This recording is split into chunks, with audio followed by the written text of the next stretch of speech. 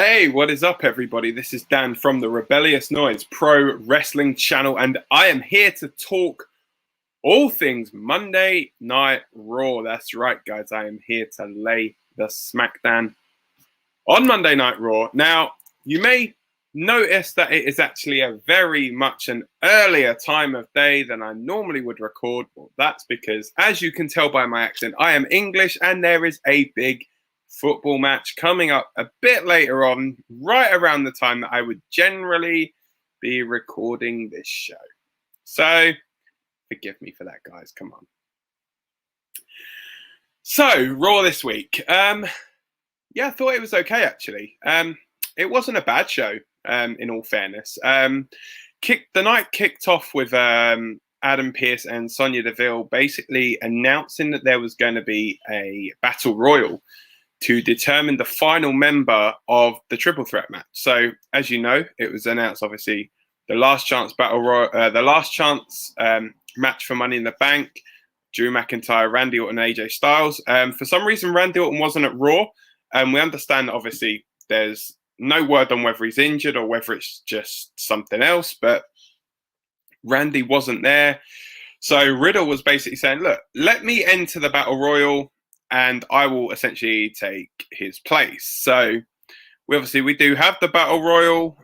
There's quite a few competitors in there. Obviously, the three that mentioned last week. So Jeff Hardy, Jinder Mahal, Cedric Alexander, the Viking Raiders are in there. Shelton Benjamin, Akira Tozawa, Jeff Hardy. And yeah, throughout this as well, there was some shenanigans with 24/7 title as well. So 24/7 title changed hands. I think Drew Gulak won that.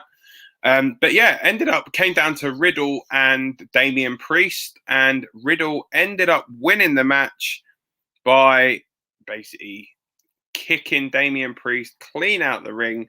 So Riddle advances to the last chance match. Now, don't forget, Riddle is already in the Money in the Bank ladder match. But Riddle wasn't fighting for himself. He was fighting for Randy Orton. So if Riddle essentially won that match, then Randy Orton would be in Money in the Bank. So now, the big question, does Nikki Cross have a new name? Now, Nikki Cross, obviously we saw her in a new superhero gimmick last week.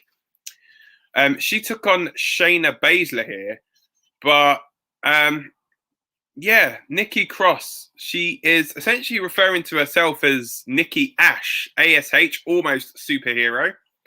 It's, I guess, a little play on the acronym from Rosie when he was the SHIT, the superhero in training, or shit, if you want to say it that way. But yeah, so that was pretty good. The match obviously ended with a distraction. Alexa Bliss coming out, distracting obviously Reginald and Nia Jax, kicking them both and allowing Nikki Cross to get the victory over Shayna Baszler.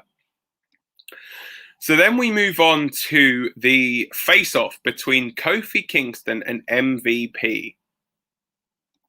This was superb. Kofi Kingston cutting a really, really impassioned promo.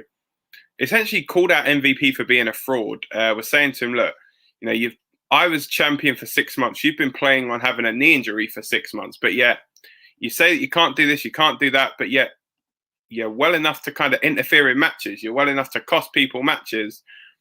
And so Kofi gets out the ring. MVP comes charging down at him, goes to hit him with a cane. Kofi moves out of the way, trouble in paradise, and just leaves MVP in a heap in the middle, on the middle of the floor, basically. So, yeah, I mean, it's probably one of the best promos I've ever heard Kofi Kingston cut, and all credit to him for that. It was really, really good, actually. So yeah, really liked it. So yeah, then we get Eva Marie and Doudrop again. So they did a little promo thing backstage, and Doudrop was I don't really want to call her Doudrop. I want to call her Piper Niven. But she looked really angry backstage. It's obviously what Eva Marie was doing. But yeah, so then they had a rematch from last week, teaming up against Asuka and Naomi. And essentially, Doudrop won with a running crossbody while Asuka was seated. Eva Marie had essentially just by this stage stepped down from the ring, so essentially leaving her on her own. And then Eva Marie declared herself the winner of the match, despite not really doing much. So, yeah, I don't know. But yeah, then we move on to the match between Ricochet and John Morrison. Now, this was more, I guess, a bit comedic because Miz was on commentary. And yeah, the Miz essentially was getting involved in this quite a bit.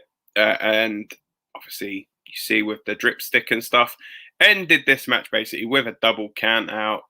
So yeah, not really much to say about it. Had all the potential to be a quality match, but again, let down by the finish. So then we got a match that was announced where Rhea Ripley was teaming with Mandy Rose and Dana Brooke to take on the team of Charlotte Flair, Natalya, and Tamina. Ain't nobody meaner than Tamina.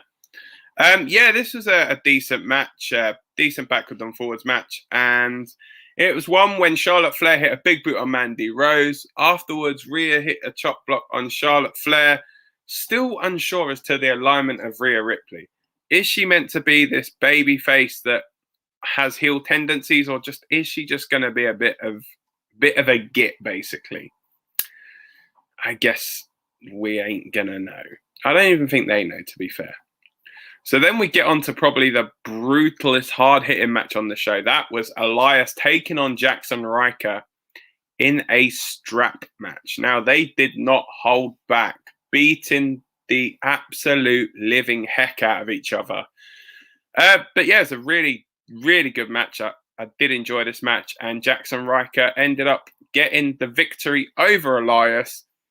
Interesting now to see, though, where they actually go with Jackson Riker from here. So then we move on to the main event. Obviously, it was Drew McIntyre.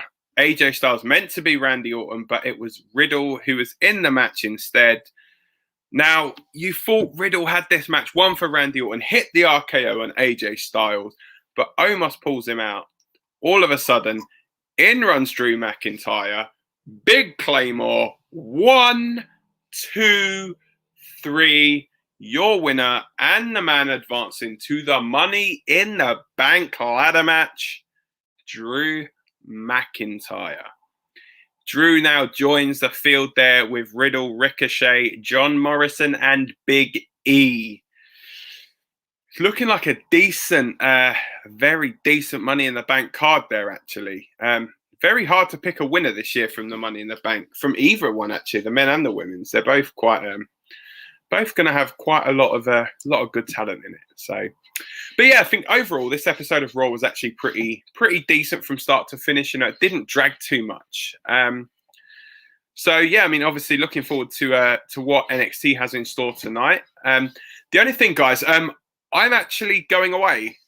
So I may not be around for the NXT, SmackDown, and next week's Raw reviews. Potentially next week's NXT as well.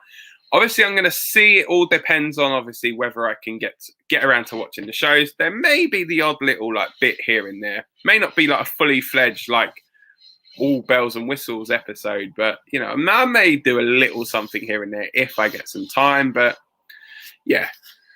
Anyway, yeah, thanks a lot for sticking around. This was Lay The SmackDan on Monday Night Raw. Don't forget, guys, like, share, subscribe, and there is going to be a lot more wrestling content to come.